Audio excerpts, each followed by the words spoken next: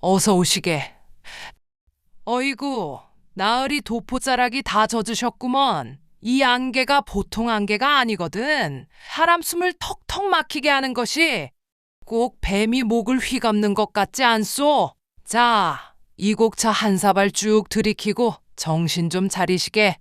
방금 들어오실 때 담장 위를 보셨소? 아니, 보지 못한 게 다행일지도 모르겠구먼. 녀석이 왔거든.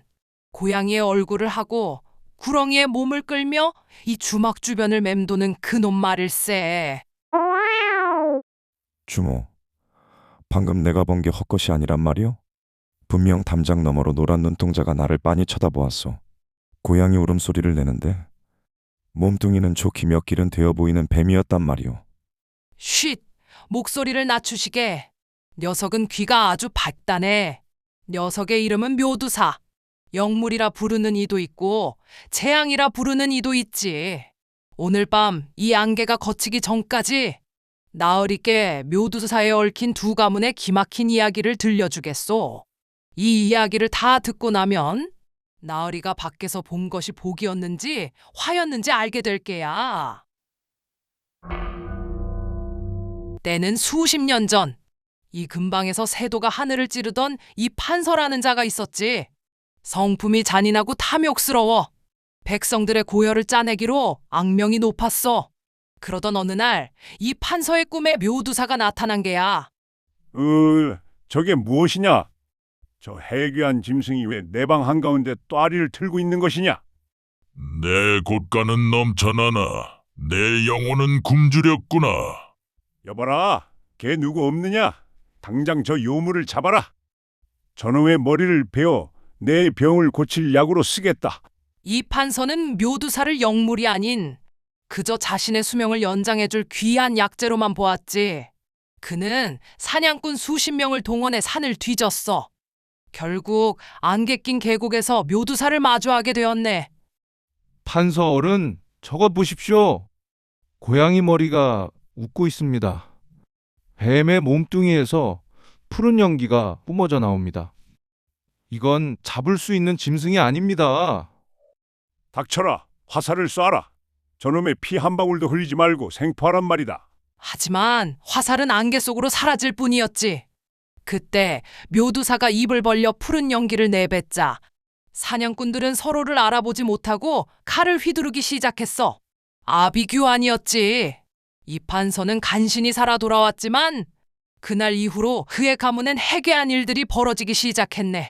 대감, 우리 아들의 몸에 뱀비늘이 돋아나고 있어요. 고양이 울음소리를 내며 쥐를 잡아먹고 있다고요. 결국 이 판서의 집안은 하룻밤 사이에 불길에 휩싸여 흔적도 없이 사라졌지. 사람들은 말하더군. 묘두사의 노여움을 사면 멸문지화로도 모자라 대대손손 짐승의 저주를 받는다고 말이오. 하지만 말일세, 묘두사가 꼭 재앙만 가져오는 건 아니야. 저 건너 마을에 살던 가난한 약초꾼 덕구의 이야기는 아주 다르지. 아이고, 오늘도 허탕이네. 병든 어머니 약값은커녕 미음 한 그릇 올릴 돈이 없으니 산신령님, 제발 길 좀 열어주십시오. 응? 이 깊은 산 중에 웬 고양이 소리람? 너는 세상에 몸이 왜 이렇게 길어? 다쳤구나. 덕구 앞에는 이 판서가 그토록 잡으려 했던 묘두사가 피를 흘리며 쓰러져 있었어. 이 판서의 화살 하나가 녀석의 뱀 몸뚱이에 깊게 박혀 있었던 게지. 보통 사람 같으면 겁에 질려 도망갔겠지만 덕구는 달랐어. 무서워 마. 내가 해치려는 게 아니야. 너도 참 기구한 목숨이로구나. 자, 잠시만 참으렴. 자, 됐다. 내 어머니도 너처럼 아프단다. 그래서 그 마음 잘 알지? 이제 좀 나을 게다. 이 안개를 타고 어서 네 집으로 돌아가렴. 덕구는 자신이 어렵게 구한 마지막 산삼뿌리를 묘두사의 입에 물려주었네. 그러자 묘두사의 눈에서 푸른 빛이 나더니 녀석이 덕구의 손등을 핥고는 안개 속으로 사라졌지. 덕구야, 방금 대문 앞에 웬 비단 보따리가 놓여 있구나. 안에는 황금과 함께 묘두라고 적힌 귀한 영약이 들어 있구나. 그뿐만이 아니었네. 덕구가 씨를 뿌리는 밤마다 풍년이 들고 그가 걷는 길마다 귀한 약초들이 쑥쑥 돋아났지. 덕구의 가문은 그 후로 수백 년간 이 근방에서 가장 존경받는 명문가가 되었다. 네!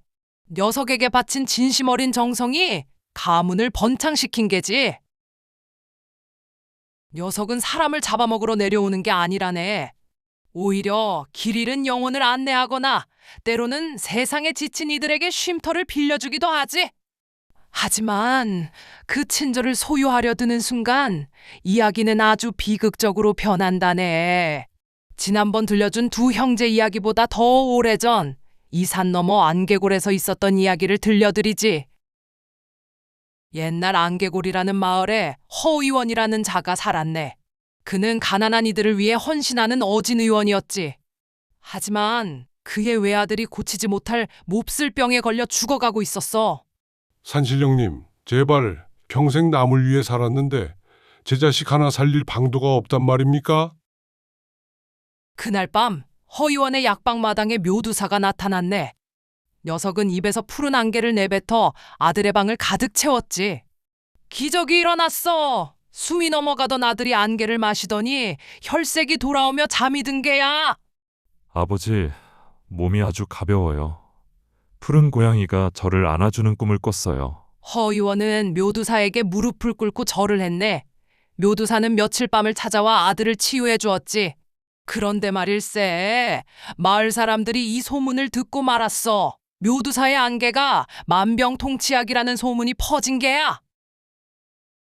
허 의원, 그 요모를 내놓게. 그릇만 있으면 내 고질병도 고치고 나라에 바쳐 큰 상을 받을 수 있다. 아닙니다, 사또. 그분은 영물입니다. 억지로 가두려 하면 재앙이 닥칠 것입니다. 하지만 욕심에 눈이 먼 사또는 군사를 풀어 허의원의 약방을 포위했네.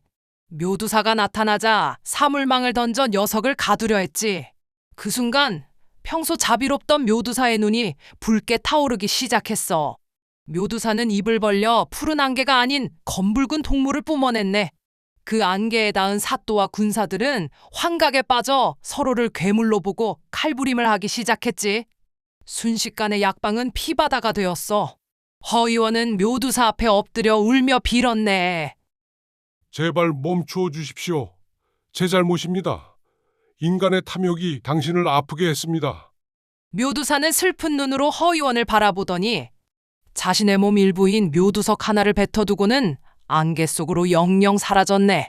그 보석은 아들의 병을 완전히 낫게 했지만 허의원은 평생 그 녀석에 대한 죄책감으로 산속에서 은둔하며 살았다고 하더군. 지어낸 이야기 같다고?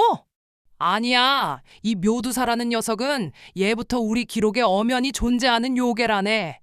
청구의 아담이라는 조선 후기의 야담집인 이곳에 묘두사 이야기가 실려있지. 평안도나 함경도 같은 북방 지역의 깊은 골짜기에 살며 쥐를 잡아먹고 사는 고양이 머리의 뱀으로 묘사되어 있네. 특히 청풍의 묘두사 이야기가 유명한데 절에서 스님들을 괴롭히거나 혹은 수호하는 영물로 등장하기도 하지. 자, 이제 동이 트려나 보구먼. 안개가 걷히고 있어. 나으리, 아까 숲에서 본 묘두사가 왜 나으리를 보고 웃었는지 이제 좀 알겠소? 만약 나으리가 그놈을 잡아 팔 생각을 했다면 지금쯤 이 주막이 아니라 낭떠러지에 계셨을 게야. 자, 가시는 길에 이 주먹밥 좀 가져가시게. 그리고 혹시라도 길에서 다시 고양이 울음소리가 들리거든 그저 고맙다 한마디만 해주시게나. 자, 이제 내 이야기가 끝났구먼. 이제 밖을 보시게. 안개가 조금씩 걷히고 있지 않소? 주모, 그럼 내가 아까 본 그 묘두사는 나에게 복을 주러 온 것일까? 아니면 화를 주러 온 것일까? 그건 내가 알 수 없지. 묘두사는 그저 나으리의 마음을 비추는 거울일 뿐이니까 만약 나으리가 그 녀석을 보고 징그럽다며 돌을 던지려 했다면 글쎄, 오늘 밤 나으리의 꿈자리가 사나울 게야. 하지만 가련하다 여기고 눈길 한번 주었다면 내일 아침 대문 앞에 기분 좋은 소식이 기다리고 있겠지. 어느덧 시간이 이렇게나 됐구먼. 요괴 주막의 이야기는 여기까지라네. 다음에 또 기이한 이야기가 고프면 언제든 들르시게. 이 주모는 늘 이 안개 속에 있겠네. 이야기 값을 알려달라고? 이야기 값은 구독과 좋아요 한번 눌러주는 걸로 족하다네. 그럼 또 들려주시게나.